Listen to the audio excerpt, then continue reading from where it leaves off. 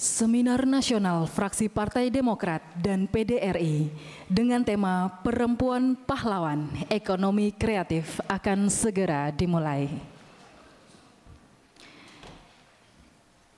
Yang terhormat Ketua PDRI Ibu Dr. Fitri Malarangeng SIKOM MSC, yang kami hormati anggota DPR RI Fraksi Partai Demokrat Ibu Nurwayah SPD, yang kami hormati PLT Sekretaris Utama Kementerian Ekonomi Kreatif yang telah hadir bersama dengan kita pagi hari ini, Ibu Desi Rehati, Sekjen Kaukus Perempuan Politik Indonesia sekaligus Wasekjen PDRI Ibu Lis Dede, yang kami hormati Ibu Hajah Melani Lemina Soeharli.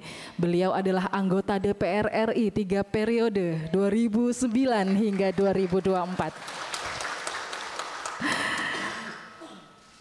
Deputi Bapilu DPP Partai Demokrat Ibu Dr. Andi Nurpati yang akan hadir juga hari ini. Dewan Pakar DPP Partai Demokrat Ibu Dr. Hajah Nur Hidayah Amar MSI. Waketum BPOKK DPP Partai Demokrat Ibu Dr. Kartini Istiqomah.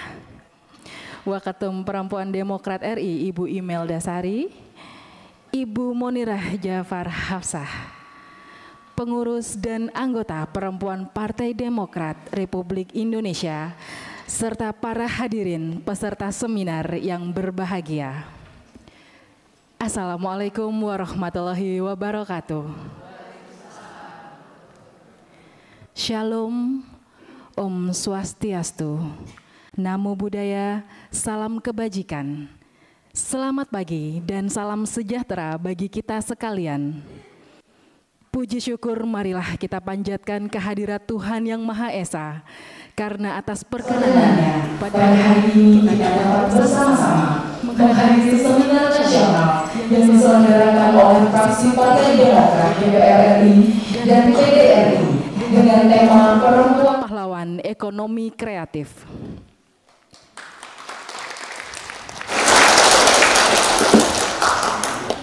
Mengawali acara, menyanyikan lagu Kebangsaan Indonesia Raya, Mars Partai Demokrat dan Mars PDRI. Hadirin dimohon berdiri.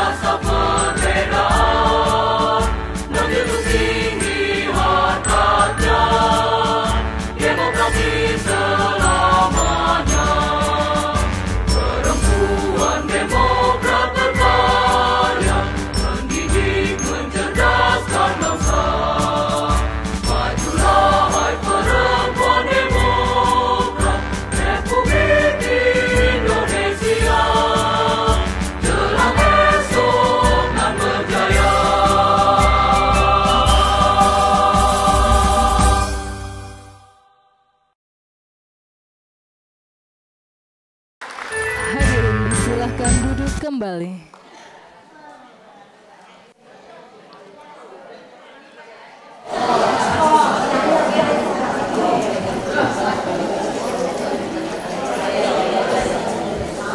Acara berikutnya, sambutan Ketua Fraksi Partai Demokrat di DPR RI sekaligus membuka seminar nasional. Kami menyampaikan permintaan maaf dan informasi bahwa Ketua Fraksi Partai Demokrat di DPR RI Bapak Dr. Haji Edi Baskoro Yudhoyono SC berhalangan hadir secara langsung untuk mendampingi Bapak SBY yang sedang bercakap di Amerika. Namun, beliau telah menyiapkan video rekaman. Mari kita saksikan bersama-sama.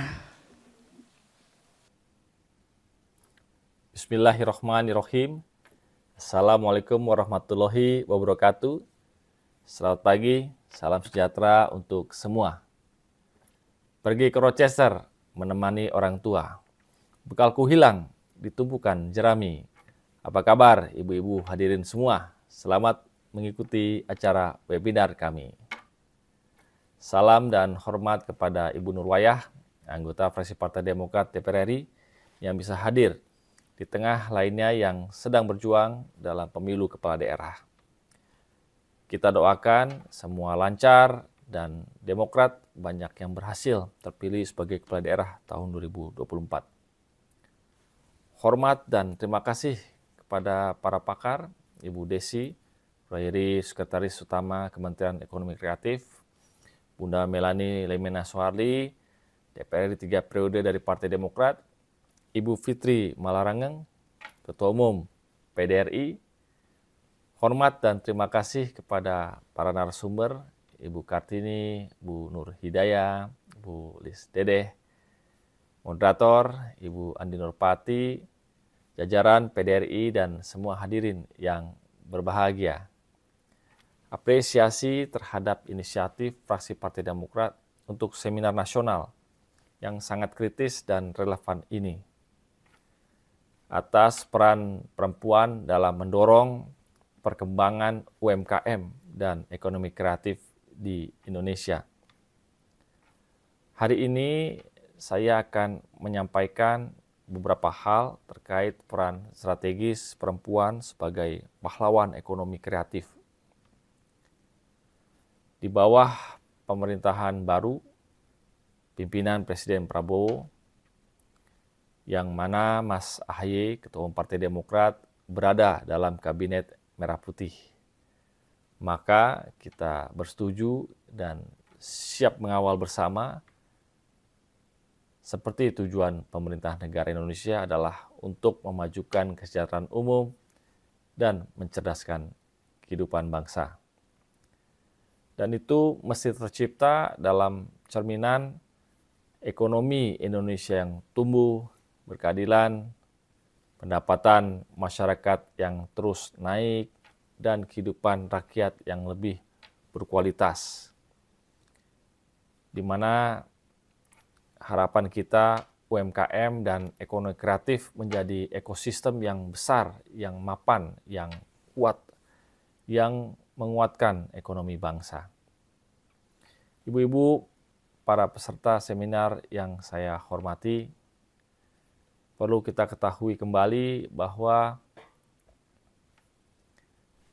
data BPS 2023 menyatakan 65,35% perempuan bekerja di sektor informal. Sementara hanya 34,65% di sektor formal. Artinya, lebih dari separuh pekerja, 54% di sektor pariwisata, UMKM, dan ekonomi kreatif adalah perempuan. Selama dekade terakhir, indeks pembangunan gender naik 7,12 basis poin. Artinya perempuan semakin memainkan peran penting dalam ekonomi dan politik. Di politik, Demokrat punya anggota perempuan fraksi Partai Demokrat bersama Ibu-Ibu Pia fraksi Partai Demokrat DPR RI. Kita juga ada PDRI dan Serikandi Demokrat. Nah, hari ini kita akan fokus, akan lebih banyak membahas mengenai peran perempuan di ekonomi. contoh sukses nyata perempuan dalam UMKM dan ekonomi kreatif adalah perempuan bukan hanya sebagai pelaku UMKM dan ekonomi kreatif semata, tetapi juga sebagai agen inovasi kreatif dan pendorong perubahan demi tambahnya kesejahteraan keluarga. Contoh nyata peranan sukses perempuan dalam UMKM dan ekonomi kreatif nasional adalah seperti Du Anyam, kalau ibu-ibu pernah mendengar, yang dimulai dari perempuan penganyam yang berada di NTT. Dengan dukungan inovasi dan adopsi teknologi, mereka berhasil memperluas pasar hingga internasional. Menjadi pemasok di negara G20 dan event Asian Games. So, ibu-ibu yang saya hormati, saya banggakan, di tingkat akar rumput misalkan, terdapat beberapa UMKM dan ekonomi kreatif perempuan yang sukses dan berdampak nyata. Tidak perlu jauh-jauh, misalkan kita mencari di mana. Di dapil saya, Jatim 7, contohnya. Bagaimana selama ini mereka bisa berkolaborasi dengan Mitra Sahati PIA, fraksi Partai Demokrat DPR RI. Dan sebagai contoh, misalkan UMKM Batik Puspita Pacitan yang dimiliki oleh Ibu Nova. Terus mengembangkan motif batik khas Pacitan dan berhasil menembus pasar dunia. Selanjutnya, UMKM Rahma Ecoprint Collection yang berada di kawasan Magetan dapat mengembangkan batik ecoprint seni tradisional dengan paduan nilai-nilai yang berkelanjutan. Mereka, Bu Rahma, menggunakan bahan alami untuk warna, mengurangi limbah, dan membawa konsep ramah lingkungan. Dan semua itu sesuai dengan konsep SDGs. Ada lagi seperti UMKM keripik tempe ceria Karangjati di daerah Ngawi, yang merupakan usaha oleh Ibu Sariwati yang memproduksi oleh-oleh khas Ngawi. Dan telah dirasakan penjualannya hingga tingkat nasional. Kemudian ada juga UMKM konveksi, ya, baju muslim di Trenggalek. Salah satunya dimiliki oleh Ibu Rifatul Hasanah yang memproduksi busana muslim dan telah berkontribusi dalam pemberdayaan ekonomi daerah.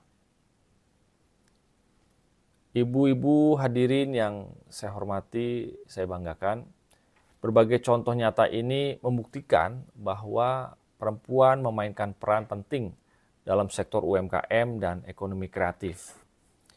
Ditambah juga mereka, kaum perempuan, menjadi sarana pelestarian dari budaya kita, Bhinneka Tunggal Ika. Namun, kita juga harus sadari bahwa bangsa kita masih juga memiliki tantangan terhadap pengembangan UMKM dan ekonomi kreatif ini, yaitu tantangan perempuan di UMKM dan ekonomi kreatif nasional, di mana perempuan masih menghadapi kesenjangan di sektor formal. Akibatnya, perempuan menghadapi keterbatasan akses untuk belajar dalam keterampilan di sektor-sektor formal. Dan ini semua terlihat dari data 65,30% perempuan bekerja informal. Selanjutnya, perempuan juga mengalami kesulitan dalam mendapatkan akses pelatihan literasi digital dan literasi keuangan, terutama di daerah-daerah pelosok. Dan lebih lanjut dari itu semuanya adalah masih kuatnya norma sosial yang menuntut perempuan menjadi hanya ibu rumah tangga, sehingga terkadang sulit mendapatkan akses untuk aktif dalam usaha ekonomi kreatif dan UMKM. Sementara itu, di lain sisi, ibu-ibu yang saya banggakan, perempuan sebetulnya juga tetap masih memiliki peluang, seperti apa pepatah yang mengatakan di balik sebuah tantangan, di situ juga ada peluang, yaitu peluang perempuan di ekonomi kreatif dan UMKM itu sendiri. Mengembangkan media sosial, dan media sosial adalah alat pemberdayaan perempuan yang luar biasa untuk sektor UMKM dan ekonomi kreatif. Kita lihat ya, untuk perempuan milenial misalkan, Gen Z, Gen Alpha, hampir sebagian besar sudah dapat memanfaatkan media sosial untuk menciptakan peluang dalam mengembangkan dan memasarkan produk-produk mereka. Betul ya? Dan belum lagi adanya tren what so called dukung produk-produk lokal, produk-produk Indonesia. Aku cinta produk Indonesia yang sering kita dengar, yang memberikan ruang besar bagi inovasi perempuan dan sangat membantu dalam platform online marketplace menjadi lebih sukses. Untuk itu semua, maka kami pun menawarkan beberapa rekomendasi terhadap beberapa tantangan tersebut, yaitu rekomendasi solusi kebijakan. Kebijakan pemberdayaan literasi digital yang fokus pada UMKM perempuan di daerah-daerah pelosok dan lainnya yang dapat menjembatani kesenjangan digital yang ada saat ini. Program seperti kreasi digital masuk desa misalkan.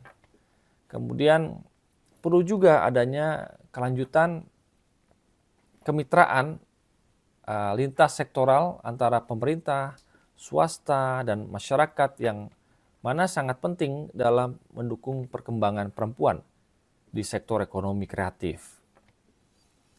Nah, program seperti Mitra Sehati Sejahtera yang berkolaborasi, berjenjang di seluruh tanah air.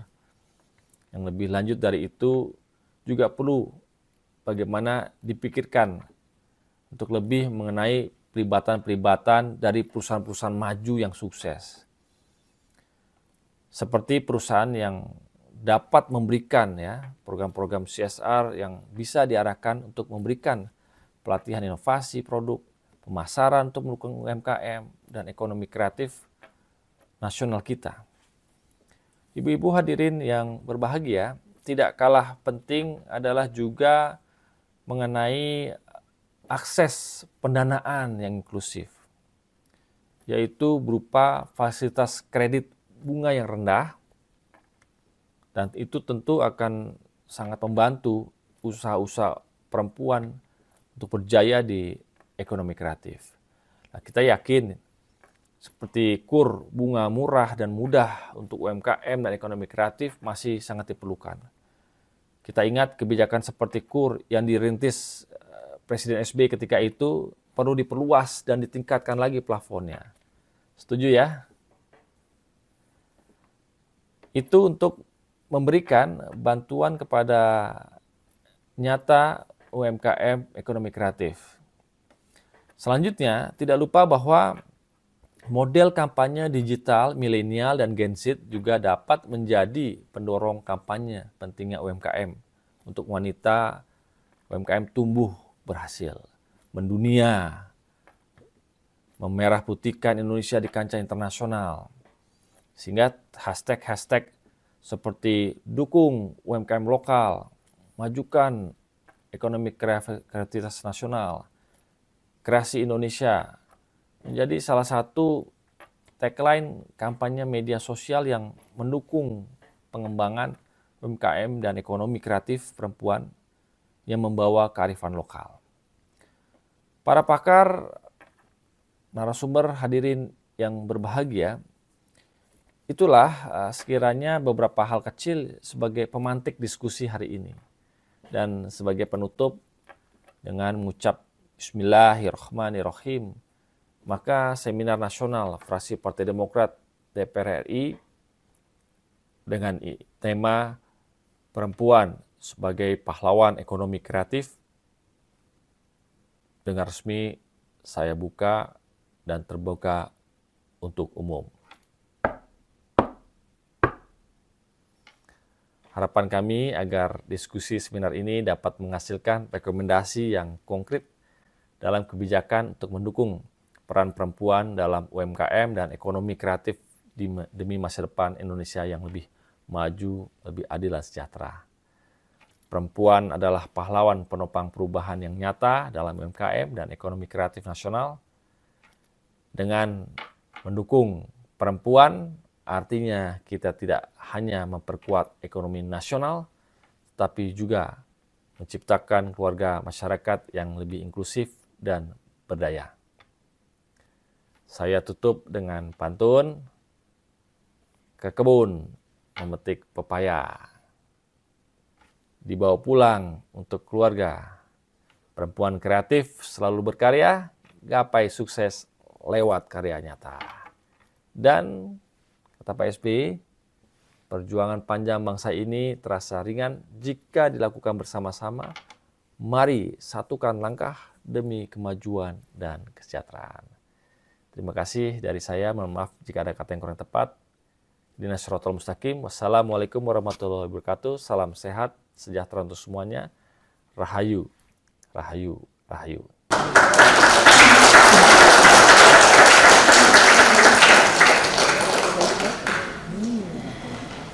Hadirin yang kami hormati, sebagai bentuk apresiasi dan ungkapan rasa terima kasih atas kehadiran serta kontribusi yang luar biasa dari narasumber kita hari ini, mari kita saksikan bersama prosesi penyerahan plakat penghargaan.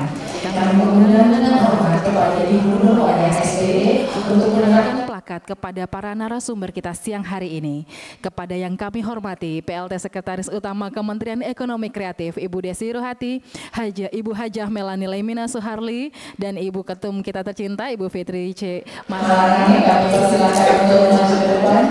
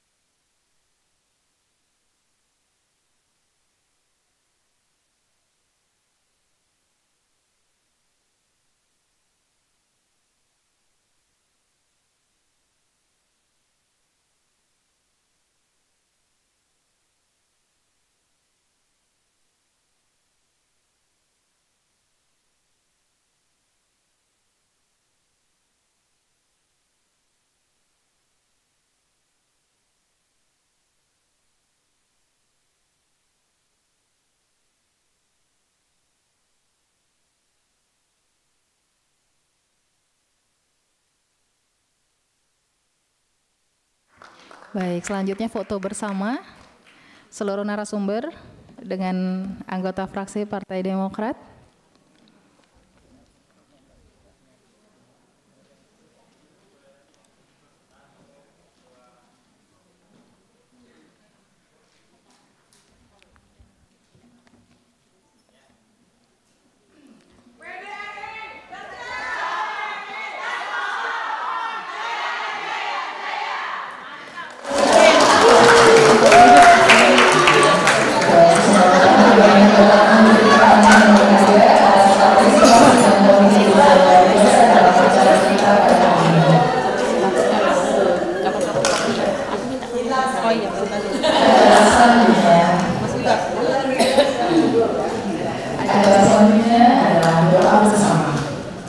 Pembacaan doa akan dipimpin oleh Ibu Rahma Hashim. Kami silakan. Assalamualaikum warahmatullahi wabarakatuh.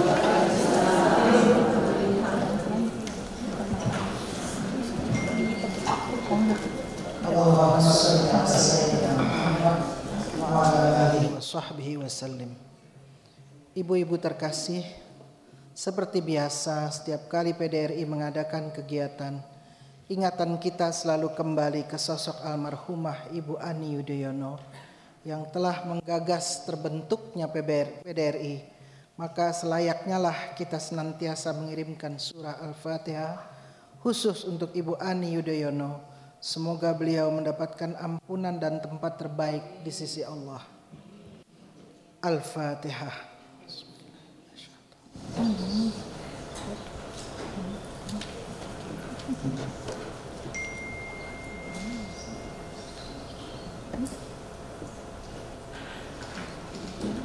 Untuk sesi doa ini, saya akan mengajak kita semua untuk berdoa sesuai dengan Islam dan yang lain harap menyesuaikan. Bismillahirrahmanirrahim. Alhamdulillahirabbil alamin. Ya Allah, terima kasih Engkau telah izinkan kami bangun pagi ini dalam keadaan bernyawa, dalam kesehatan dan kecukupan lahir batin. Ya Allah, aku memohon kepadamu kesehatan dalam keimanan dalam kebaikan budi pekerti, kesuksesan yang diikuti dengan keberuntungan, dan aku memohon rahmat, kesehatan dan ampunan darimu, juga keridhaanmu. Ya Allah, melalui Rasulullah Kau wajibkan kami menuntut ilmu, dan sesuai dengan kalimat dalam Mars PDRI yang selalu kita nyanyikan, yaitu perempuan demokrat mendidik dan mencerdaskan bangsa. Maka hari ini kami akan mengadakan seminar sebagai bagian dari kewajiban dan usaha kami untuk mampu mendidik dan mencerdaskan bangsa itu, sehingga kami menjadi perempuan yang lebih berkualitas dan dapat memberi kontribusi yang nyata bagi anak bangsa dan akhirnya nanti bagi cita-cita kemenangan Partai Demokrat yang kita cintai. Ya Allah, ampuni dosa dan kesalahan kami kepadamu dan kepada siapapun yang pernah terluka karena kami, karena Engkau sebaik-baik Sang Pengampun. Ampuni dan sayangilah kami dengan kasih sayang-Mu yang tak terbatas.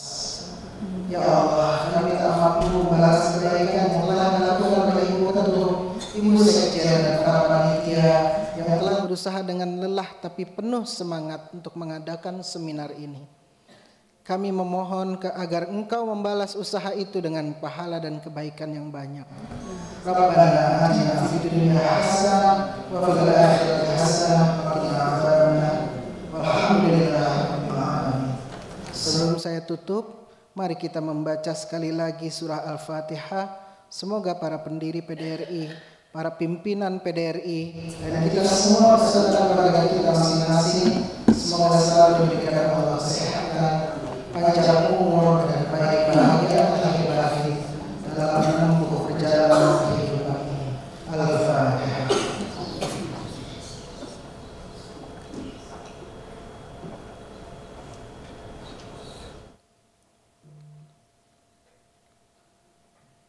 Wassalamualaikum warahmatullahi wabarakatuh.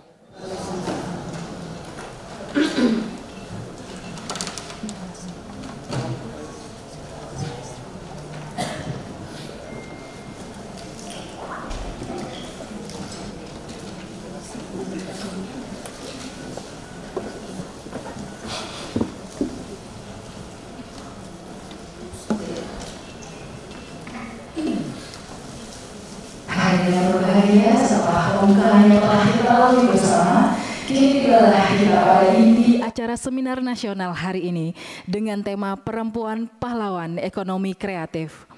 Untuk memandu jalannya diskusi dan menjaga alur acara, kami telah menghadirkan moderator, yaitu Ibu Dr. Kartini Istiqomah yang akan memberikan poin-poin penting terkait dengan hal-hal yang tadi disampaikan oleh Ketua Fraksi kita.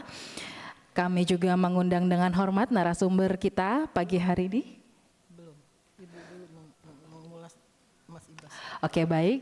Kami langsung saja berikan kesempatan kepada Ibu moderator kita pagi hari ini, kepada Ibu Dr. Kartini Istiqomah. Kami silahkan. Oke, terima kasih. Oke, assalamualaikum warahmatullahi wabarakatuh. Tadi Ibu sudah mendengar dibukanya acara hari ini oleh Bapak Dr. Ibas Yudhoyono, saya menyimpulkan atau merangkum apa yang disampaikan oleh beliau, bahwa hari ini dia memberikan semangat yang luar biasa, bahwa perempuan jumlahnya hampir equal dengan laki-laki. Penduduk kita di atas 270 juta. Kalau perempuan dengan jumlah seperti itu tidak memberikan kontribusi kepada pertumbuhan ekonomi, saya kira tidak betul. Maka Bapak Dr. Ibas menyampaikan bahwa yuk kita menjadi pahlawan ekonomi kreatif, supaya kita memberi kontribusi dalam peningkatan pertumbuhan ekonomi Indonesia. Kami yakin pertumbuhan ekonomi Indonesia ini akan naik apabila ibu-ibu semua yang hadir ini kreatif membuat UMKM. Kita harus ambil kesempatan ini. Kita diberi kesempatan oleh Partai Demokrat melalui PDRI untuk yuk kita berpartisipasi dan berkontribusi untuk memberikan sumbangan pada pertumbuhan ekonomi. Tadi Bapak Ibas menyampaikan bahwa perempuan itu kalau berusaha UMKM itu harus kreatif dan inovatif, supaya tidak gitu saja produknya. Apalagi kita ini alhamdulillah punya Menteri Pariwisata dan Ekonomi Kreatif dari Partai Demokrat. Kami berharap kita semua bisa bergabung dan memberikan kontribusi melalui Bapak Menteri kita. Ada nanti insya Allah, ada mungkin melalui Ibu Desi program-program yang bisa kami bantu, kami dorong, dan kita akan memberikan kontribusi itu. Tapi tadi disampaikan juga ada hal yang mengatakan bahwa perempuan ini punya beberapa kendala. Nah, ini kendala ini memang sudah dari dahulu kala, namanya budaya. Ibu-ibu ini selalu tidak ditempatkan di depan karena kendalanya tadi saya yakin ibu-ibu yang terlambat datang di sini biasanya ngurusin rumah tangga dulu. Jadi kita harus membereskan rumah tangga baru datang di sini. Jadi Mas Ibas tadi menyampaikan bahwa ada budaya yang sebetulnya menghambat kita karena kita ini selalu harus menyelesaikan pekerjaan rumah tangga yang sebagai tanggungan ibu rumah tangga.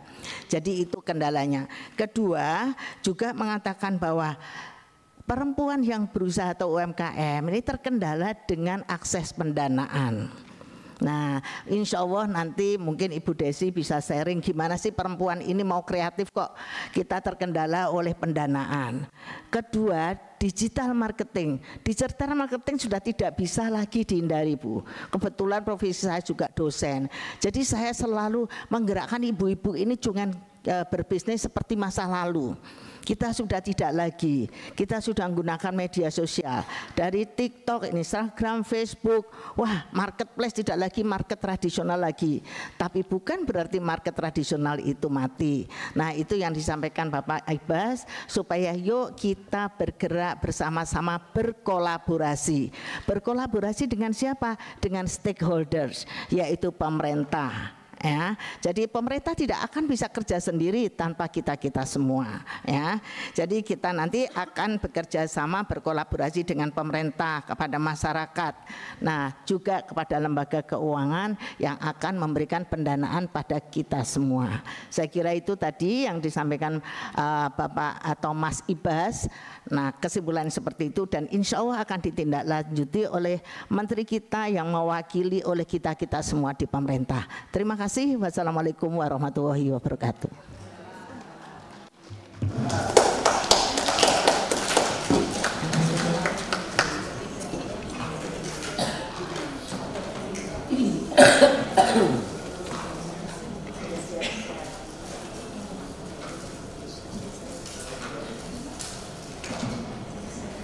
Baik, selanjutnya kita akan memasuki sesi pertama dalam diskusi kita pagi hari ini.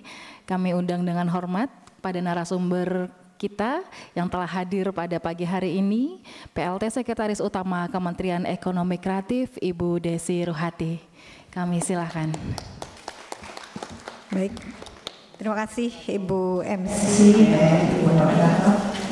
Assalamualaikum warahmatullahi wabarakatuh. Selamat siang, salam sejahtera. Shalom. Om Swastiastu, Namo Buddhaya, salam kebajikan, Rahayu, Rahayu, Rahayu. Insyaallah semoga kita terus melangkah maju menuju Indonesia Emas di 2045. Yang saya hormati dan saya banggakan tentunya yang terhormat Ketua Fraksi Partai Demokrat DPR RI Bapak Dr. Haji Edi Baskoro Yudhoyono MSc, kemudian Ibu Nurwayah SPD sebagai anggota DPR RI, dan kemudian yang kita banggakan, kita sayangi Ibu Dr. Fitri Malarangeng Ketua Umum PDRI. Terima kasih. Kemudian Ibu Hajah Melani Leimina Suharli anggota DPR RI 3 periode, luar biasa pertama untuk Ibu Melani dan juga ibu semua yang support tadi. Dan tentunya Ibu Moderator, Ibu Dr. Kartini Istiqomah, terima kasih juga. Dan ibu-ibu semua, tentunya anggota PDRI dan anggota Kaukus Perempuan Politik Indonesia yang saya banggakan dan saya hormati. Saya bacakan kata dulu ya Ibu. Seluruh negeri Indonesia, dari Aceh sampai Papua. Selamat siang Ibu dan Bapak dan hadirin yang berbahagia. Semoga kebaikan selalu menyertai kita semua. Jangan pagi-pagi ke gedung DPR RI. Penuh semangat mau bertemu ibu-ibu PDRI. Perempuan tangguh penuh inspirasi menjadi pahlawan ekonomi kreatif. Alhamdulillah doa ini puji syukur kita panjatkan kepada Allah Subhanahu wa taala atas karunia kesehatan yang diberikan insya Allah kepada kita semua, dan sehingga kita dapat bertemu dan berkumpul dalam suasana yang sangat membahagiakan di acara seminar nasional dengan tema perempuan sebagai pahlawan ekonomi kreatif. Tepuk tangan buat ibu-ibu semua. Karena hari ini saya luar biasa sangat senang sekali saya bertemu dengan perempuan-perempuan super hebat yang datang dari PDRI yang tentunya semua adalah warga negara Indonesia yang patut kita banggakan. Ibu dan Bapak, dalam kesempatan ini saya ingin menyampaikan beberapa materi, mungkin ini menjadi hal yang sebenarnya ibu-ibu sudah geluti, namun perlu kita panggil kembali ya, recall kembali mungkin apa-apa yang sudah pernah ibu-ibu alami ini, bahkan mungkin ada suatu hal yang baru yang bisa kita bagi bersama. Baik Ibu, sebelum saya mulai lebih lanjut, saya ingin menyampaikan sedikit tentang definisi dari ekonomi kreatif. Paling tidak ini kita harus sama persepsi dulu, supaya kita sama-sama jelas. Karena antara UMKM dengan ekonomi kreatif itu beda. UMKM itu adalah usaha kecil menengah yang mana kemudian di dalamnya melakukan kegiatan ekonomi kreatif, industri kreatif, jasa kreatif yang kemudian dilakukan oleh perusahaan-perusahaan kecil dan menengah yang kita sebut kalau bahasa kerennya small enterprises. Tapi kalau bahasa Indonesianya UMKM atau UKM seperti itu. Sehingga yang disebut ekonomi kreatif ini adalah perwujudan dari nilai tambah dan kekayaan intelektual yang bersumber dari kreativitas manusia yang berbasis dari warisan budaya, ilmu pengetahuan dan atau teknologi. Ini termuat dalam Undang-Undang Nomor 24 Tahun 2019 tentang ekonomi kreatif. Dan menurut UNTEC tahun 2024 yang disebut dengan ekonomi kreatif itu karakteristiknya adalah yang pertama memanfaatkan aset kreatif untuk kegiatan ekonomi. Contoh nih, ibu-ibu melihat kemasan dari kue ini. Kemasan ini adalah bagian dari kreativitas yang mana nantinya memiliki nilai ekonomi atau memiliki kegiatan ekonomi, maka kita sebut ini adalah bagian dari karakteristik ekonomi kreatif. Kemudian juga bisa meningkatkan lapangan pekerjaan. Dari satu buah kemasan ini, ibu bisa membayangkan berapa orang yang dapat bekerja dengan menggunakan kotak kue ini.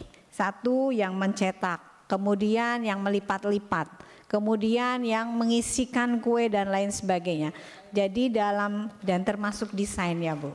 Ini jadi dari satu kotak kemasan saja ibu sudah bisa menciptakan lapangan pekerjaan. Kemudian juga dari kemasan yang baik, indah, cantik, dan kemudian higienis, juga mendukung SDGs seperti yang tadi disampaikan oleh Bapak Ketua kita. Nah, itu menunjukkan bahwa ibu-ibu juga sudah siap untuk melaksanakan kegiatan ekspor yang mendukung inklusi sosial dan keragaman budaya. Kemudian juga selain itu mengintegrasikan dari satu kotak tadi, dari baju kita yang saya pakai dan ibu-ibu gunakan, ini adalah mengintegrasikan antara ekonomi, budaya, sosial, teknologi, dan juga kekayaan intelektual. Ini ya Bu, paling penting kita semua pahami adalah tentang kekayaan intelektual. Karena semua yang kita buat, yang kita ciptakan sebagai hasil karya itu memiliki nilai kekayaan intelektual, atau bahasa kerennya IP right gitu ya, intellectual property. Nah, ini yang harus semua ibu-ibu jaga sehingga kekayaan intelektual ini bisa bernilai komersialisasi dan juga memiliki nilai monetisasi atau mendapatkan keuntungan dari ibu menciptakan sebuah karya, dan itu harus didaftarkan.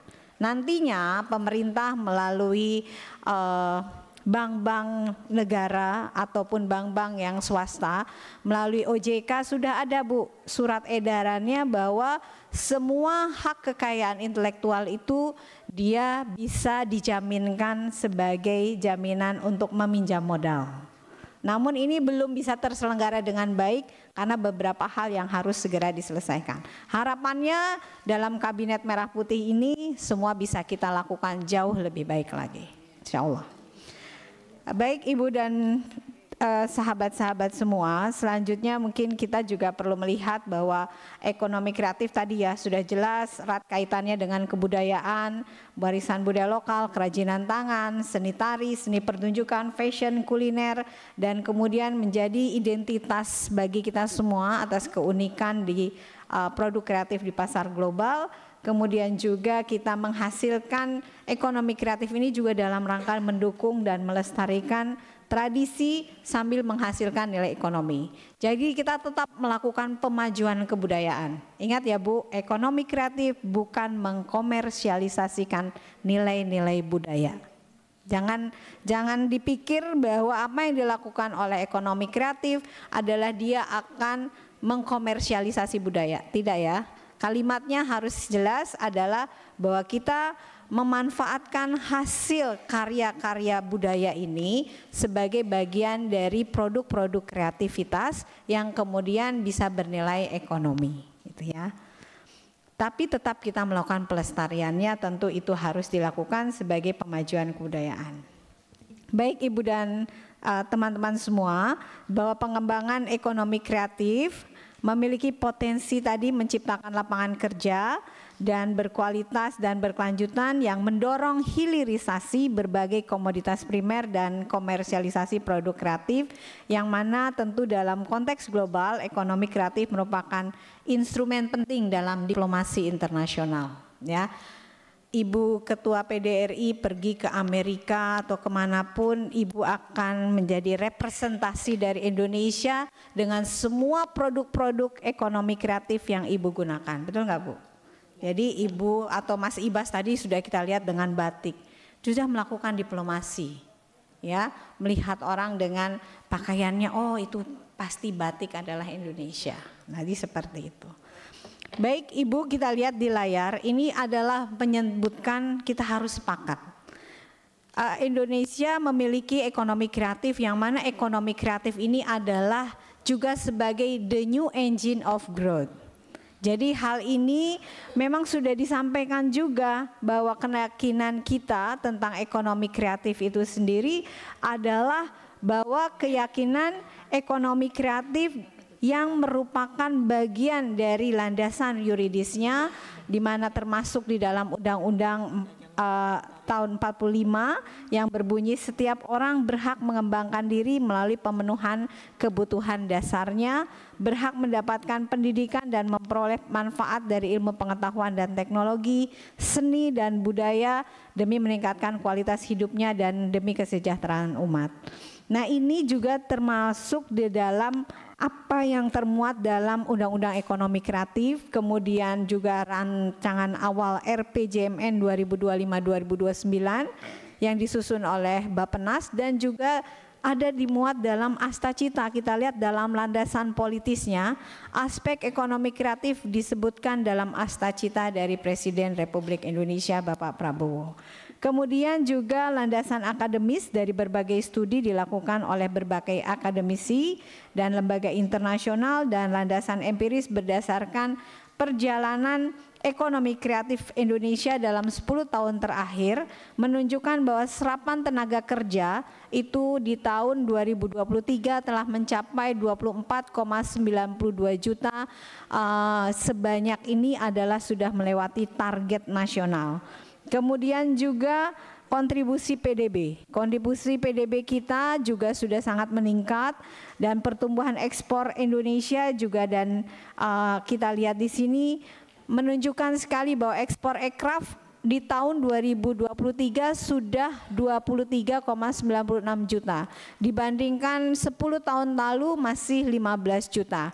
Kemudian pengalaman negara lain yang kita lihat di sini seperti Korea Selatan, Inggris, Tiongkok, Kolombia, Thailand, Vietnam, dan Malaysia yang menunjukkan bahwa mereka bergerak maju adalah didukung oleh ekonomi kreatif. Sehingga kita yakin sama-sama kita sekarang harus punya persepsi yang sama bahwa ekonomi kreatif adalah mesin baru penggerak ekonomi. Sehingga mengapa hal ini menjadikan selanjutnya kita lihat dari Asta Cita Presiden Prabowo dan Wakil Presiden Pak Gibran ini yang secara langsung tertuang dalam Asta Cita nomor 2, nomor 3, dan kemudian secara tidak langsung juga disebutkan dalam nomor 4, 5, dan 6, mana kita sebut di sini sebagai ilustrasi. Saya dapat sampaikan Asta Cita nomor 2 mendorong kemandirian bangsa dalam swasembada pangan melalui kreasi produk-produk pangan kreatif.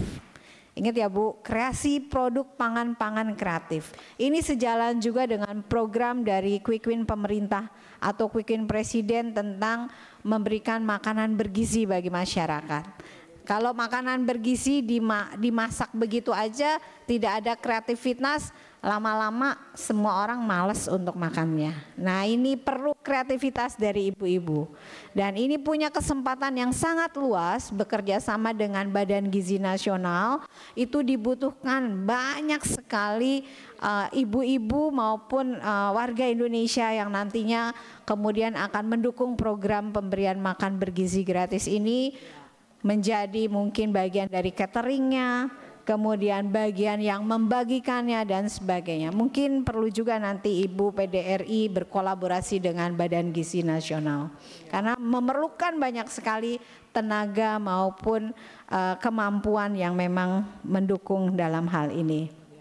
Kemudian dalam Asta Cita nomor 5, ekonomi kreatif juga berkontribusi dalam proses hilirisasi dan industrialisasi untuk meningkatkan nilai tambah di dalam negeri, misalnya melalui hilirisasi berbagai serat tanaman untuk bahan baku fashion.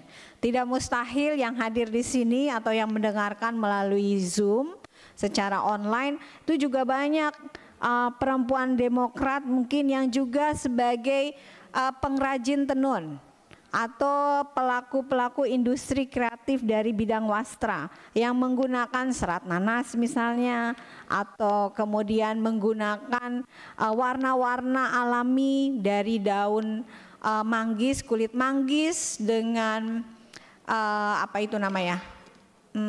Karena saya dulu pernah memberdayakan para penenun, kita membuat warna hampir 150 warna alami. Salah satunya adalah menggunakan pasir pantai, abu gosok, kemudian juga dengan kulit manggis. Itu menjadi warna shocking pink, kayak fuchsia, cakep banget. Itu warna alami. Contoh ya Bu, jadi ini bagaimana nilai tambah bisa kita lakukan dari produk kreatif. Kemudian juga ekonomi kreatif berperan strategis dalam mendukung berbagai program prioritas Asta Cita, yang mana tentunya ini adalah untuk mengakselerasi dari pencapaian target Asta Cita. Sedikit cerita sebelum program prioritas, bagaimana ekonomi kreatif ini tadi slide sebelumnya. Ekonomi kreatif tadi disebutkan di dalam Asta Cita ini 25 kali kata kreatif, 10 kali kata ekonomi kreatif, dan 10 kali kata industri kreatif. Kemudian di dalam program prioritas dari Bapak Presiden ini juga disampaikan adanya beberapa dukungan peran ekonomi kreatif di dalam Asta Cita itu sendiri, yaitu tadi ya untuk pemberantasan kemiskinan. Kemudian penguatan pendidikan sains dan teknologi serta digitalisasi. Kemudian penguatan pertahanan dan keamanan dan sampai kepada pelestarian seni budaya, peningkatan ekonomi kreatif dan peningkatan prestasi olahraga. Kemudian selanjutnya untuk mengakselerasi tersebut diperlukan transformasi struktural menuju ekonomi kreatif. Jadi saat ini Bu, semuanya mungkin kita tahu bahwa pergeseran ini kita ingat ya, pada masa lalu mungkin masih ada yang kita kenal dengan padat karya. Ya, padat karya ini adalah transformasi dari ekonomi agricultural atau pertanian. Kemudian bergeser kepada transformasi struktur ekonomi industrial yang kita sebut dengan padat modal. Pada waktu itu ya kita dengar revolusi industri didorong oleh pertumbuhan produk domestik bruto dan kemajuan teknologi sehingga kepada padat modal. Kemudian pada masa kini transformasi struktural itu sudah kepada ekonomi kreatif yang mana merupakan padat cipta. Disebut padat cipta karena semua membutuhkan kreativitas dari budaya dan semua basis yang menggerakkan utama ekonomi dan merupakan soft power diplomasi. Jadi orang bisa jatuh cinta dengan Indonesia karena ibu menggunakan produk-produk Indonesia, misalnya seperti itu. Kemudian selanjutnya saya ingin memberitahukan kepada ibu-ibu, mungkin semua sudah mengenal bahwa ekonomi kreatif ini yang ditulis dalam undang-undang ada 17 subsektor Bu. 17 subsektor ini yang tercantum di dalam Undang-Undang nomor 14 tahun 2000 nomor 24 tahun 2014 ini adalah bahwa disesuaikan dengan pengembangan lebih lanjut. Kami sekarang mengembangkannya lebih dari 17 subsektor. Tapi yang ada di dalam undang-undang ekonomi kreatif 17 subsektor itu apa saja? Kuliner, kriya, fashion, seni rupa, seni pertunjukan, arsitektur, seni pertunjukan termasuk seperti Broadway begitu ya. Kemudian juga seperti teater dan lain sebagainya, arsitektur, desain interior, desain komunikasi visual, desain produk, game ya Bu. Kemudian aplikasi, film, animasi dan video, periklanan, televisi, radio, musik, penerbitan dan fotografi. Ke-17 subsektor ini kemudian kami rangkum menjadi 4 klaster besar, yang mana 4 klaster besar ini sendiri kemudian kami jadikan menjadi 3 deputi teknis yang ada di Kementerian Ekonomi Kreatif. Ada 1 deputi yang merupakan deputi pengembangan strategis ekonomi kreatif. Di situ dia akan menjadi enabler bagi deputi-deputi teknis yang 3 lainnya. Yang deputi kedua adalah deputi bidang kreativitas budaya dan desain. Dia meliputi dari kegiatan direktorat kuliner, kriya, fashion dan selanjutnya. Kemudian deputi 3 adalah deputi bidang kreativitas digital dan teknologi. Ini berkaitan tentang game dan aplikasi. Termasuk ibu mau bikin platform tentang UMKM-nya itu nanti di deputi 3. Kemudian deputi bidang kreativitas media ini cerita tentang tadi ya film, animasi, video, periklanan dan lain sebagainya. Kemudian selanjutnya kita mengacu dan merujuk dari berbagai hal tadi, kita akan bicara bagaimana sih sebenarnya peran perempuan di bidang ekonomi kreatif ini sendiri. Sehingga kita bisa tahu bahwa sebenarnya ibu-ibu para perempuan inilah yang sebenarnya menjadi pahlawan ekonomi kreatif. Kita perhatikan tadi apa yang disampaikan oleh Pak Ketua bahwa disebutkan lebih dari 60% itu adalah perempuan yang melakukan kegiatan informal, ekonomi informal. Kemudian baru yang formalnya adalah sekitar 35%. Artinya bahwa gender khususnya perempuan ini kita tidak boleh dianggap kecil lah sama laki-laki ya. Sehingga kebijakan pengarusamaan gender yang tertuang di dalam misi kelima dari Ketahanan Sosial, Budaya, dan Ekologi pada 17 arah tujuan pembangunan Indonesia Emas ini sudah tertuang yang disebut dengan pengarusamaan gender. Nah, dengan landasan transformasi keluarga yang berkualitas, kesetaraan gender, dan masyarakat inklusif, maka penguatan pengarusamaan gender atau kami sebut dengan PUG, dan PUG ini harus diselenggarakan oleh semua kementerian dan lembaga menjadi nilai dari reformasi birokrasi. Dan inklusi sosial ini dilakukan untuk memastikan bahwa tidak ada satu orang pun yang tertinggal dalam pembangunan.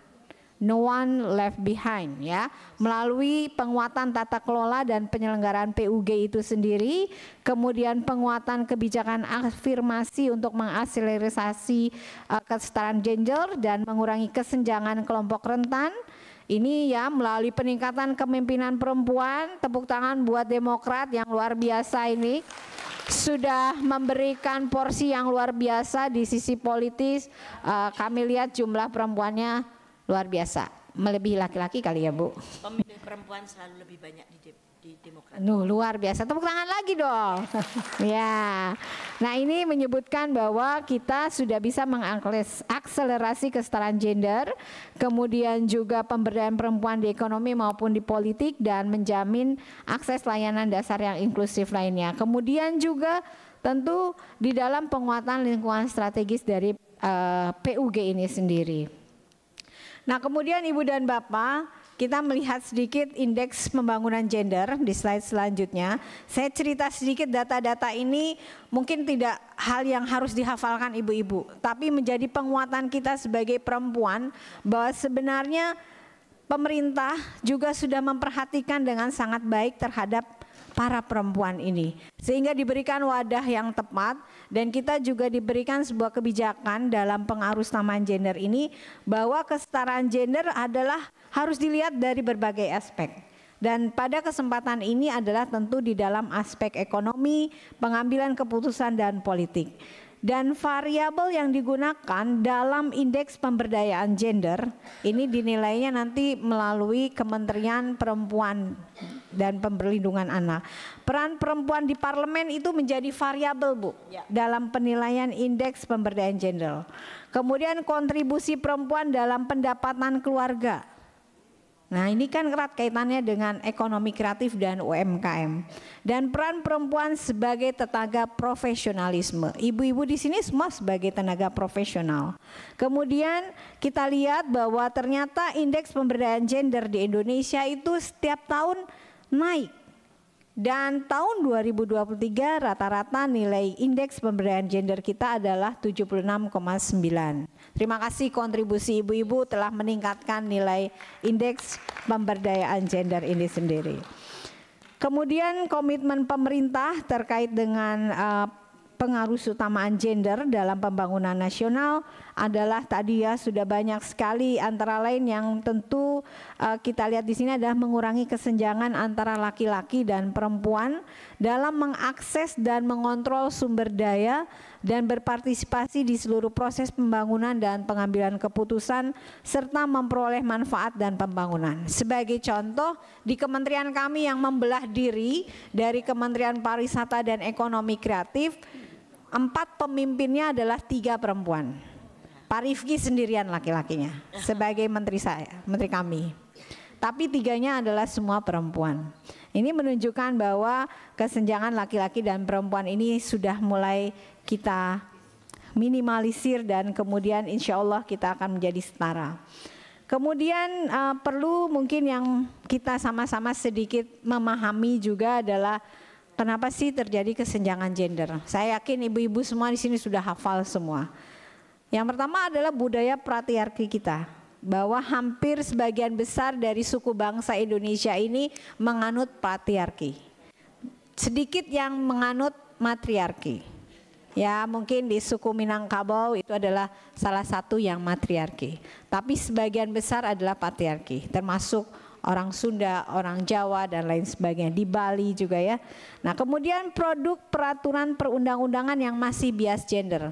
Jadi saya titip juga kepada ibu yang terhormat di sebelah kanan saya untuk terus menyuarakan tentang perundang-undangan ini jangan bias gender Bu. Nanti insya Allah Bu Nurwayah udah siap, pasti akan membela kita para perempuan. Kemudian pemahaman ajaran agama yang tidak komprehensif dan cenderung parsial. Ini kenyataan yang mungkin harus kita pahami. Kemudian kelemahan dan kurang percaya diri dan inkonsistensi dari kelompok perempuan dalam memperjuangkan nasibnya. Harapannya dengan PDRI ini akan membantu perempuan Indonesia semakin bisa berdiri tegak bahwa kita adalah memiliki hak yang sama dengan laki-laki. Tapi kita pun juga tahu diri bahwa kita adalah perempuan-perempuan yang tahu perannya di mana harus berada. Betul ya kan Bu? Ya. Sebagai istri kita nggak akan bertukar tugasnya dengan suami, ya kan Bu? Ya. Kemudian juga kekeliruan persepsi dan pemahaman para pengambil keputusan seperti tokoh masyarakat dan agama terhadap arti dan makna kesetaraan dan keadilan gender. Ini mungkin yang juga harus kita sama-sama siapkan. Kemudian selanjutnya kesenjangan akses dalam industri kreatif ini juga menjadi bagian dari karakteristik isu gender di sektor ekonomi kreatif. Yang pertama adalah masih banyak perempuan yang tertinggal dalam industri kreatif, digital startup, kemudian akses terhadap informasi sehingga dalam industri ekonomi kreatif perempuan banyak bekerja di sektor informal. Kemudian keterlibatan perempuan dalam pembangunan dan pengembangan ekonomi kreatif masih minim dan perlu adanya perencanaan dalam melibatkan perempuan di sektor ini. Kemudian lagi adalah ketiadaan data. Tadi saya sudah diskusi dengan Ibu Ketua PDRI bahwa kami nanti mungkin akan meminta beberapa data yang memang sangat diperlukan sehingga data terpilah dan profil gender itu bisa kita dapatkan khususnya dalam bidang ekonomi kreatif. Terima kasih Ibu Ketua. Kemudian juga tentunya kekerasan terhadap perempuan dan anak yang sering terjadi di sektor ekonomi kreatif dapat dimitigasi melalui kolaborasi lintas aktor dalam mengurangi angka kekerasan itu sendiri.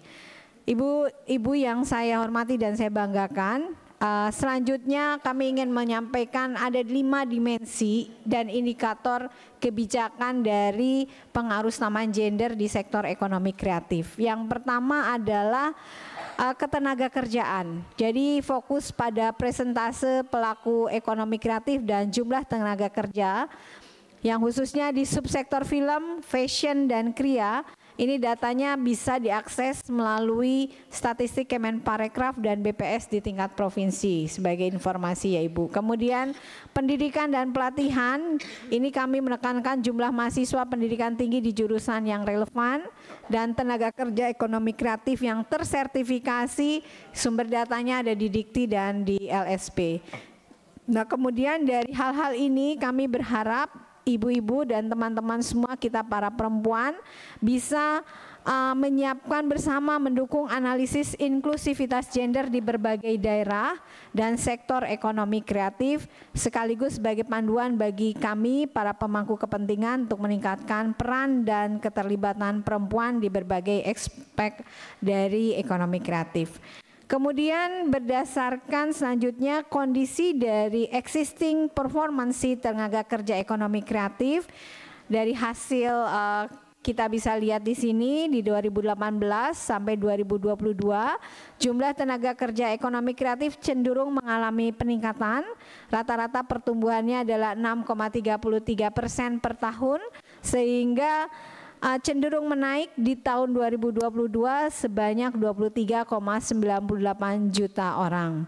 Kemudian juga jumlah tenaga kerja ekonomi kreatif berdasarkan subsektor bisa kita lihat di sini juga. Subsektor terbanyak adalah kuliner, kemudian fashion dan kriya.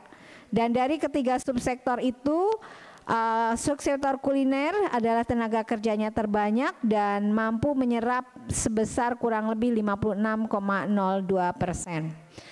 Kemudian juga selanjutnya kita bisa melihat membagi atau membedakan antara pekerjaan white collar dan blue collar. Maksudnya di sini adalah sebagai pekerja di bidang kalau yang blue collar itu yang penuh dengan perlu keahlian, kemudian perlu secara teknis begitu ya. Nah, tapi kalau yang white collar tuh yang ada di kantor-kantor begitu ya, Bu. Kira-kira kalau saya sih tidak mau menyebutnya sebagai pekerjaan kasar dan kotor, tapi adalah merupakan pekerjaan yang memerlukan teknik, keterampilan begitu ya. Dan orang yang bekerja dengan kecerdasan mereka banyak menjadi pekerja di perkantoran seperti itu. Nah, tenaga kerja laki-laki maupun perempuan di sektor ekonomi kreatif ini sampai 2022 itu masih didominasi oleh pekerjaan-pekerjaan yang blue collar. Kemudian untuk sepanjang 5 tahun terakhir ini perempuan juga pada kategori blue collar tadi masing-masing sebesar 1,84% atau dibandingkan dengan tahun 2021 sekitar 1,67%. Tapi artinya bahwa di sini kita harus meningkatkan kemampuan para perempuan Indonesia di sektor ekonomi kreatif untuk tidak hanya berada di blue collar, tapi juga harus menuju ke tempat-tempat yang tentunya lebih secara posisinya dianggap lebih menghasilkan dari nilai ekonominya, seperti itu. Kemudian selanjutnya, peran perempuan dalam sektor ekonomi kreatif juga semakin signifikan, terutama di Indonesia, di mana ekonomi kreatif menjadi salah satu motor pertumbuhan ekonomi dan tenaga kerja perempuan tidak hanya berkontribusi pada produktivitas subsektor, tapi juga membawa perspektif yang unik, memperkaya inovasi dan penciptaan nilai tambah. Perempuan memiliki peran dominan dalam subsektor seperti fashion, kuliner, kriya, dan seni rupa yang menyumbang proporsi terbesar terhadap PDB ekonomi kreatif. Terima kasih buat para perempuan. Dan kemudian kreativitas perempuan juga sering terwujud dalam produk yang memadukan fungsi dengan estetika sehingga produk pakaian bisa berbasis budaya lokal ataupun makanan yang inovatif. Mungkin kalau kita lihat isi makanan ini masing-masing sudah luar biasa sekali dengan bentuk dan inovasi yang juga terus berkembang. Kemudian juga perempuan terlibat dalam pendekatan ramah lingkungan, kemudian pemberdayaan juga komunitas lokal. Dan selanjutnya sebagai bagian dari rekomendasi dan kebijakan strategi kami, ketika perempuan mendominasi tenaga kerja di beberapa subsektor, namun juga sering tidak terwakili dalam posisi kepemimpinan atau pengambilan keputusan. Sehingga tenaga kerja perempuan sering menghadapi tantangan dalam membagi waktu antara tanggung jawab keluarga dan pekerjaan di sektor kreatif. Dan juga masih banyak tenaga kerja perempuan di sektor ekraf ini juga bekerja di sektor informal tanpa perlindungan hukum maupun jaminan sosial. Nah, beberapa strategi yang kami lakukan antara lain adalah dengan melakukan penguatan kapasitas dan keterampilan. Ini bisa dikolaborasikan Bu dengan PDRI juga. Kemudian menyelenggarakan pelatihan di berbagai fokus pada keterampilan teknis, manajemen bisnis, dan digitalisasi. Kemudian memberikan akses pada program sertifikasi untuk meningkatkan daya saing tenaga kerja perempuan. Tadi berkaitan dengan modal atau pembiayaan dan pendanaan, juga disediakan skema pembiayaan yang inklusif seperti pinjaman mikro khusus perempuan atau hibah usaha kreatif, kemudian juga memfasilitasi akses perempuan ke teknologi produksi modern dan platform pemasaran digital. Kemudian juga pemberdayaan melalui komunitas kreatif, kami mendorong pembentukan komunitas kreatif yang mendukung kolaborasi dari berbagai pengalaman antar perempuan di sektor ekonomi kreatif. Mungkin ini bisa dipelopori oleh perempuan Demokrat, bisa karena ini masih sedikit sekali Bu dan belum kelihatan, jadi kami sangat mendorong sekali untuk membangun komunitas kreatif ini. Bahkan mungkin tidak mustahil dengan jaringan yang sangat luas dari Partai Demokrat ini bisa membuat kreatif-kreatif hub di berbagai daerah dengan melibatkan perempuan dalam berbagai programnya. Kemudian juga kebijakan inklusif gender kami juga mendorong untuk kesetaraan gender, di mana kepemimpinan sektor ekonomi kreatif ini kita dorong untuk banyak perempuannya, dan kemudian memberikan insentif pajak bagi perusahaan, ini UMKM maksudnya, yang memberdayakan perempuan dalam jumlah besar. Ini akan kami diskusikan dengan kementerian terkait sehingga akan ada relaksasi-relaksasi yang berkaitan dengan kemudahan berusaha bagi para perempuan itu sendiri. Kemudian juga penguatan branding dan akses pasar, itu kita upayakan dengan membantu perempuan memasarkan produk mereka melalui platform digital dan pameran internasional. Nanti mungkin untuk memudahkan informasi dipersilahkan dari PDRI untuk bisa mengakses berbagai informasi tentang pameran baik di dalam maupun di luar negeri, sehingga bisa ikut bergabung bersama-sama nantinya untuk mengikuti berbagai kegiatan memasarkan produknya masing-masing. Kemudian meningkatkan kemampuan branding agar produk mereka juga pasti bisa bernilai tinggi. Jadi personal branding atau company branding ini penting banget Bu untuk memajukan daripada hasil-hasil produknya. Dan yang terakhir adalah meningkatkan perlindungan sosial.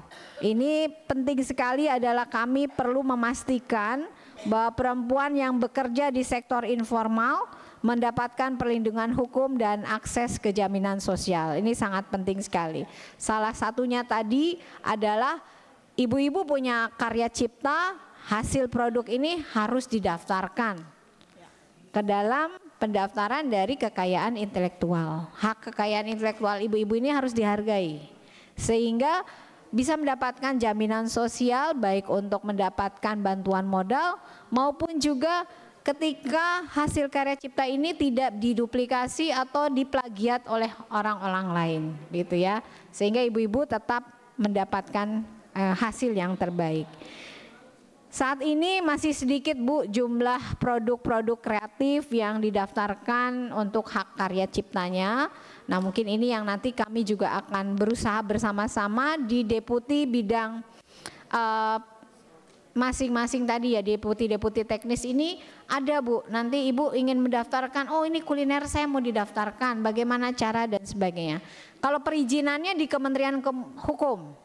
Tetapi kami ikut memfasilitasi untuk membantu dari perlindungan kekayaan intelektual ini masing-masing.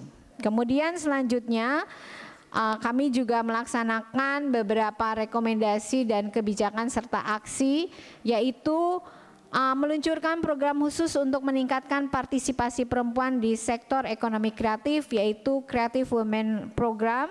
Kemudian juga kami melibatkan tentunya pentahelix, dalam hal ini hexahelix, bahkan sektor swasta, pemerintah dan organisasi non pemerintah untuk mendukung pengembangan tenaga kerja melalui pelatihan, juga pendanaan dan pembiayaan dan juga promosi.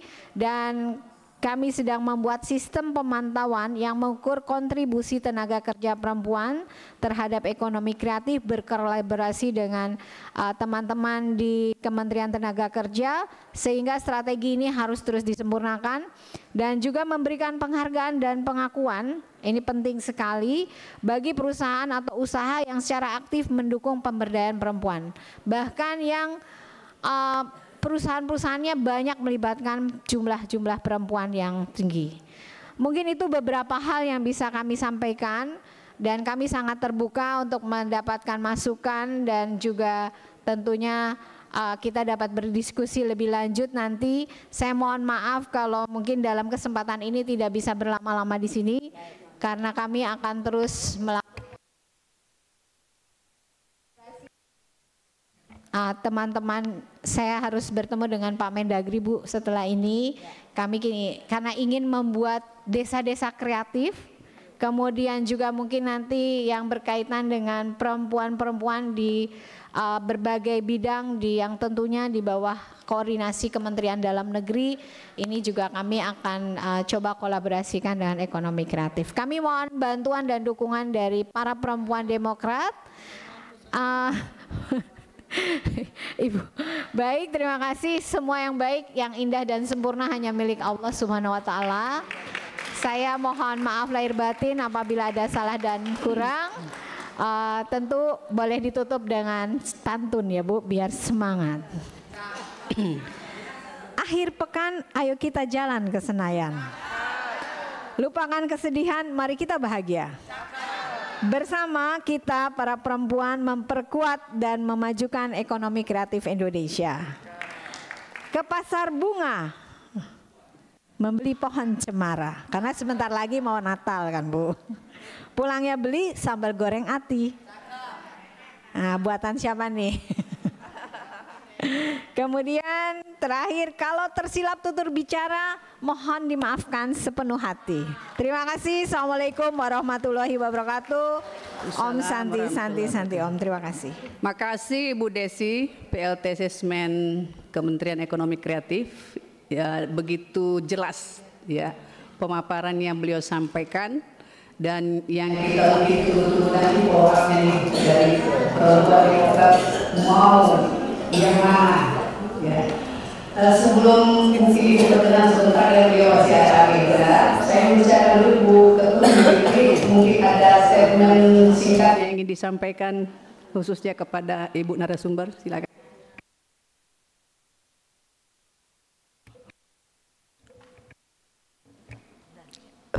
Assalamualaikum warahmatullahi wabarakatuh. Terima kasih kesempatannya. Paling benci deh Ibu kalau ditinggal cepet-cepet gini. Ibu pasti sudah banyak sekali pertanyaan. Nah, jadi Ibu bisa sampai 30 menit tadi di sini. 10 menit. Oke, saya mulai dulu ya. Saya kasih satu yang paling pokok. Nanti Ibu kembangkan. Nanti saya kasih open floor 2 orang.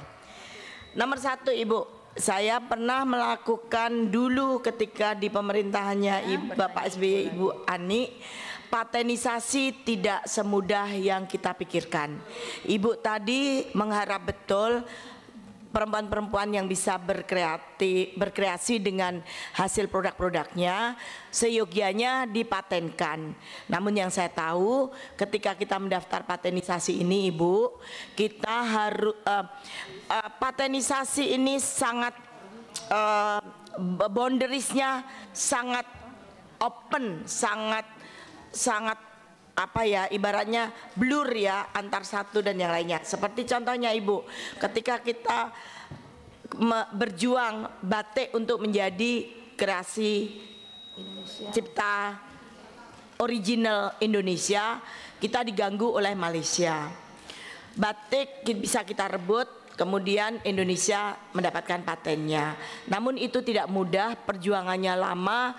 Mengapa? Karena itu ada biayanya Ibu. Ketika kita ke UNESCO harus membayar certain amount dalam dolar. Kemudian waktunya, jangka waktunya ada, harus diperpanjang lagi kalau kita masih tetap mau memegang paten itu. Yang kedua yang kita lost adalah Reok Ponorogo. Masa Reok Ponorogo punyanya Malaysia? Mereka bisa mendapatkan itu karena limitasi dari hak paten itu sendiri adalah sangat rendah sekali historicalnya kalau saya bilang ya, yaitu dia hanya membutuhkan sebuah komunitas Ponorogo di mana dia punya ancient Ponorogo, di mana dia bisa tahu tentang culture menari Ponorogo dan ritual Ponorogo itu. Deal bayar dan Malaysia punya Ponorogo. Aneh kan? Namanya aja Ponorogo, kotanya dari Jawa Tengah Ponorogo. Kok yang dapat Ponorogonya Malaysia? Contoh-contoh begitu adalah menggejala di seluruh dunia. Dan kalau kita mematenkan sebuah hak di US misalnya, kita lari ke Meksiko, sudah tidak berlaku itu hak paten. Jadi mohon petunjuk apakah ada sesuatu yang bisa dilakukan oleh Kementerian Parekraf. Ini sebuah problematik yang klasik Ibu, dan lama dan berputar-putar dan tidak ada ujungnya. Yang kedua yang paling dekat, ibu-ibu pasti tertarik oleh ini, tapi saya sudah dapat bocorannya. Mohon tanya pada Ibu, yaitu makan siang bergizi. Di sini Ibu, kita gudangnya ibu-ibu pinter banget masak. Ini yang baju hitam ini Bu. Ini Ibu, ini konglomerat jawara kita Ibu untuk kuliner. Ibu Win, pokoknya kalau bicara makanan Ibu Win buat pipi saya Kak bakpao. Mbak Win lah. Dalam makan siang gizi yang dicanangkan oleh Bapak Prabowo, pelaksanaannya tidak semudah itu dan tidak sesimpel itu dan melibatkan hampir seluruh pemangku jabatan dari bidang kuliner itu. Memang diharap ibu-ibu di daerah-daerah atau kampung-kampung atau apapun yang menjadi wakil komunitas itu yang menjadi pemasaknya atau yang mendapatkan limpahan rezeki lah walaupun sedikit dari istilahnya ekonomi kreatif bidang kuliner yang dicanangkan Bapak Prabowo untuk makan siang bergizi ini. Tetapi Ibu, yang saya tahu ini secara nasional sudah diberikan kepada IPB, Institut Pertanian Bogor. Mereka yang pegang itu Bu, yang saya dengar. Aku tidak tahu lisensinya atau apanya, tetapi di dalam pengurusannya itu mereka membutuhkan sebuah kitchen modern, bersih, higienis dan bentuknya massal besar dan tidak murah, tidak mudah. Itu ada patternnya, ada pola dan syarat untuk bisa menjadi dapur umum makan siang bergizi itu. Jadi tidak semudah oke, kampung ini nanti Bu Minah ya yang masak untuk anak-anak gender. Tidak bisa begitu, karena ini berbahaya bagi kesehatan kalau pemasaknya itu tidak higienis, akan tidak masuk dalam kriteria yang mendapatkan hak paten untuk mendapatkan proyek makan siang bergizi ini. Nah itu yang saya tahu persis Ibu. Dan bentuknya juga rayonisasi. Saya dapat beritanya di Cipayung hanya diberikan 3 titik poin dapur umum besar ini. Di mana ini, di mana itu. Nah itu semuanya statistically nasional sudah diatur oleh yang tadi mendapatkan yang mengaturnya itu dari yang saya dengar Institut Pertanian Bogor, IPB. Nah, mohon pencerahan untuk itu selanjutnya nanti Ibu, kalau tidak bisa sekarang monggo menjadi bahan untuk memberi kami semua, karena ini sudah waktunya gerak cepat.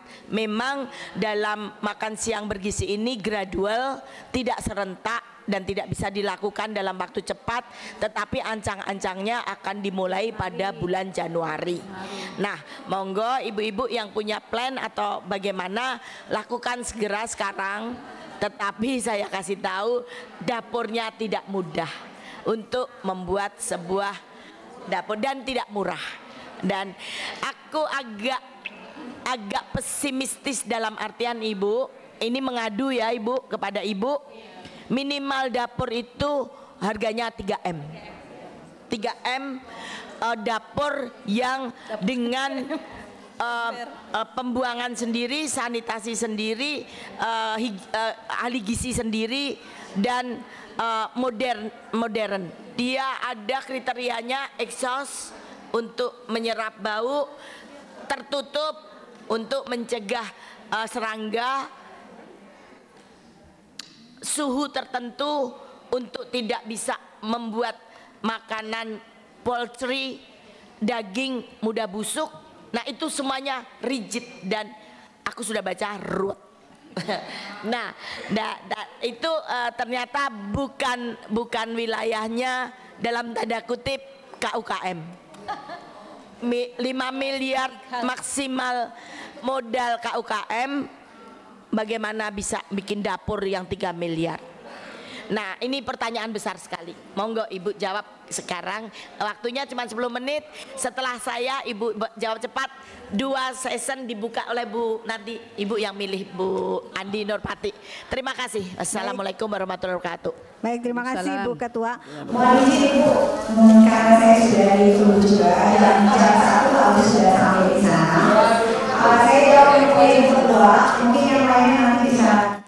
gratis atau bagaimana, nanti kami bisa diskusi. Dan silakan kalau mau main ke kantor boleh Bu, nanti kita bisa ngobrol banyak. Kemudian untuk makan siang bergizi, ini ada baiknya juga untuk mendapatkan informasi lebih lanjut dari Badan Gizi Nasional, karena yang kami peroleh informasi langsung adalah kami juga akan melaksanakan satu kegiatan bersama Bu dengan Badan Gizi Nasional ini, yang mana kami akan melakukan pelatihan bagi para juru masaknya nanti. Jadi juru masaknya ini akan kita sertifikasi dan kita berikan pelatihan yang tepat sesuai dengan apa kriteria yang diminta oleh Bapak Presiden, gitu ya. Nah, sebenarnya kalau kita melihat dari hari ini yang saya dapatkan informasi di awal adalah dapur ini disiapkan oleh pemerintah, begitu. Jadi karena kalau disiapkan oleh ibu tidak semuanya memiliki lahan yang digunakan untuk dapur itu. Lahan untuk dapur itu sudah disiapkan di wilayah-wilayah seperti di yang dekat Kodim, Korem gitu ya. Kemudian di dekat batalion-batalion. Jadi lahan-lahan kosong yang memang nantinya juga dijaga begitu. Ini memang untuk memudahkan selain koordinasi juga kita menjaga kenyamanan, keamanan, kebersihan, higienis dan semuanya supaya lebih pasti. Nah ini sesuatu untuk seluruh masyarakat Indonesia. Sehingga mitigasi resikonya dulu ya Bu, supaya jangan ada nanti yang baru makan anak sekolah udah mencret. Nah, sehingga kenapa yang disampaikan oleh Bu Ketua itu betul bahwa dapurnya ini memang luar biasa. Tapi biayanya tidak disiapkan oleh ibu-ibu, semua disiapkan oleh pemerintah, seperti itu. Tapi untuk menjadi bagian dari yang mengelola ini bisa bekerja sama dengan pihak-pihak tertentu yang nantinya memang sudah masuk. Nah, untuk informasi lebih tepatnya ini ada di Badan Gizi Nasional dan mereka bersedia untuk memberikan informasi lebih lanjut. Dipersilahkan Bu. Insya Allah rencananya kalau tidak hari Kamis ini karena besok ada pemilu, kami akan bertemu dengan Sekretaris Utama Badan Gizi dan juga dengan Kepala Badan Gizi Nasional untuk membahas tentang kegiatan yang kolaborasi dengan ekonomi kreatif.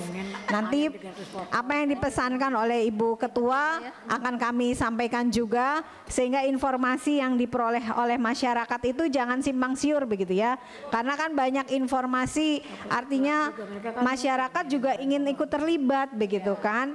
Nah nanti kami sampaikan kepada Bapak Kepala Badan Gizi Nasional supaya bisa lebih jelas seperti apa sih sebenarnya yang akan dilakukan. Ya.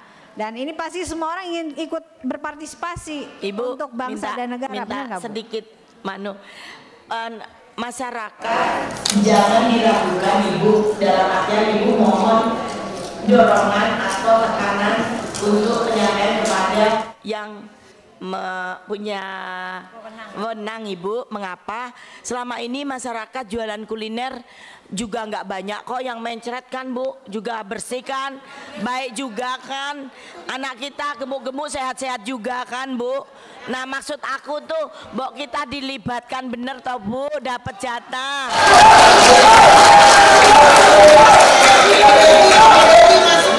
Ekonomi kreatif kita sangat pintar dari hal kuliner. Mengapa tidak? Jangan dipegang lagi kepada pemerintah semua. Pekerjakanlah kami. Dapatlah tetesan dari don ekonomikalnya ke masyarakat. Mohon dibantu. Baik Bu, nanti kami sampaikan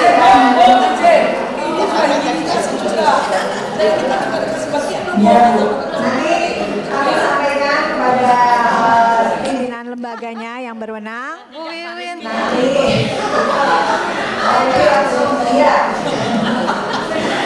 Nanti kami sampaikan ke Kepala Badan Gizi Nasional supaya bisa disampaikan informasi seluas-luasnya kepada masyarakat sehingga semua tahu bagaimana sih sebenarnya yang akan dilakukan dalam proses kegiatan pemberian makan bergizi gratis.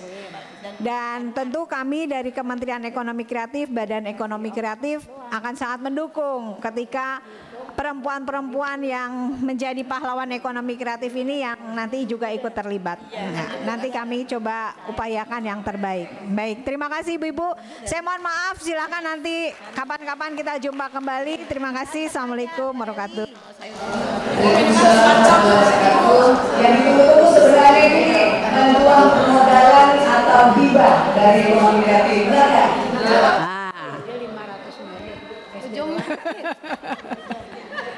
Baik, terima kasih. Aplaus sekali lagi buat Bu Desi, PLT Sesmen Kementerian Ekonomi Kreatif. Mudah-mudahan perempuan makin maju. Baik, terima kasih sekali lagi kepada Bu Desi atas kesediaannya hadir pada acara hari ini di fraksi Partai Demokrat yang dikerumunin oleh ibu-ibu nih.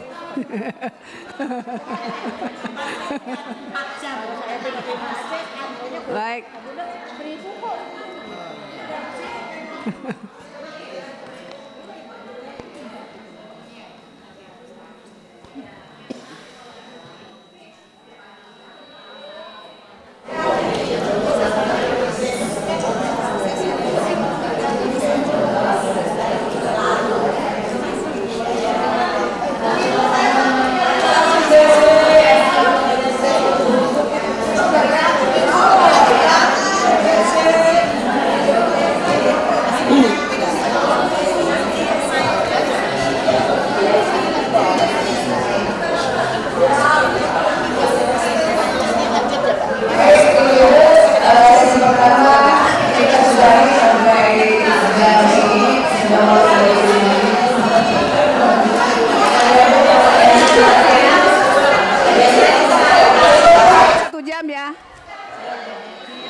Ya, makasih. Assalamualaikum warahmatullahi wabarakatuh. Kasih pengumuman.